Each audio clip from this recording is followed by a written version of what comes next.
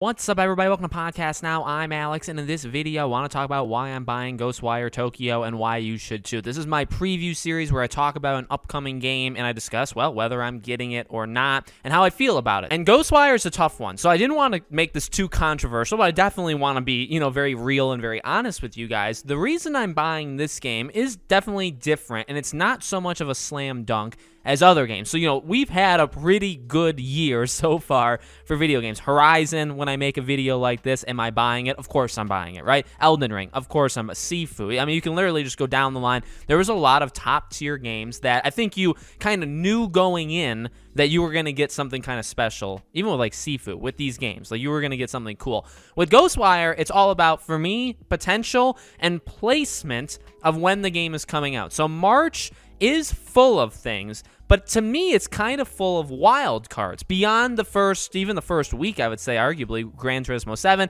And I would also say games that are very specific to a certain kind of person. So like Gran Turismo 7, while many people love it, is a very specific kind of game.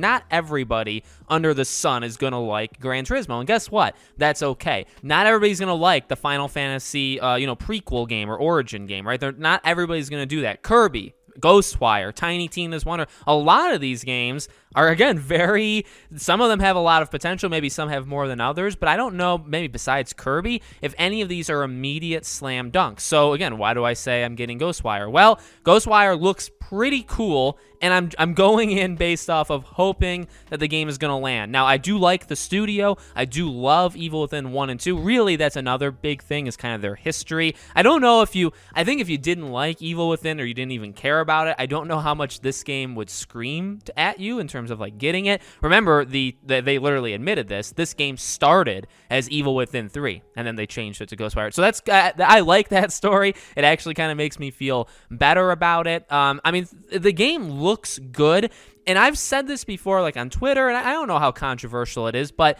the game's never caught me, like really, like grabbed me and said, like, hey, you need to get this game because of this reason. Again, like, it's not as easy, in my opinion, just for me. Could be different for you, but just for me, this is not the same thing, again, as Horizon, where it's like, was there ever a question of me getting Horizon? Literally ever. And no, it's not because I'm a Sony fanboy, because I'm not.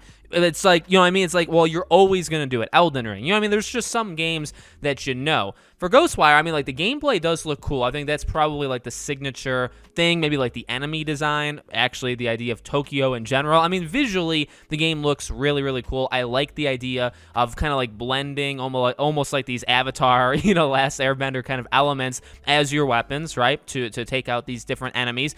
I don't really have any link to like the story or what the game is beyond the gameplay, and I don't know if it's because I just haven't paid attention too much, or if it's like Evil Within, I think you just kind of have to play it to like experience it and go through it. I don't know how good or how well these games come across in trailers, and I think you can maybe say that for certain specific games. And I really do. Maybe it's like even Japanese games. This is, I think, honestly, one of them. I even probably think Evil Within is one of them where I don't remember the trailers for Evil Within, but I would have to wonder if the trailers did the game justice, or if you knew exactly what you were getting and exactly how good the game was going to be based off the trailers. I'm going to wager the answer is no, and I'm also going to wager the answer probably is no here as well. I feel like this, and that's kind of, again, that's why I'm getting it. Another reason, right, is I do think this game can kind of be a special game, that we can play it and be like, you know what, this is kind of like a hidden gem. Not too many people,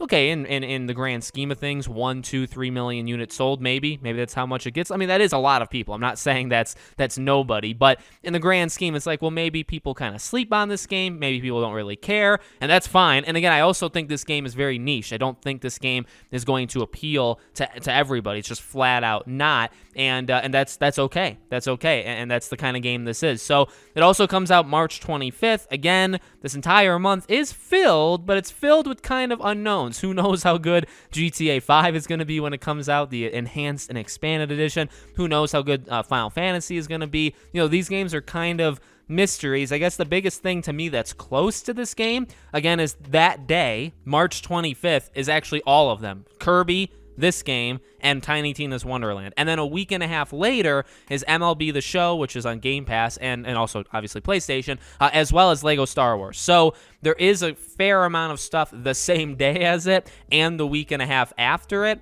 But again, even the same day as it, like Kirby I'm going to be getting for my daughter. Tiny Tina, honestly, I kind of feel the same way about this, where both of them I'm going to get off of like, well, let's just see how they do. And then if both of them are great, fantastic. If one of them is great and one of them sucks, fine.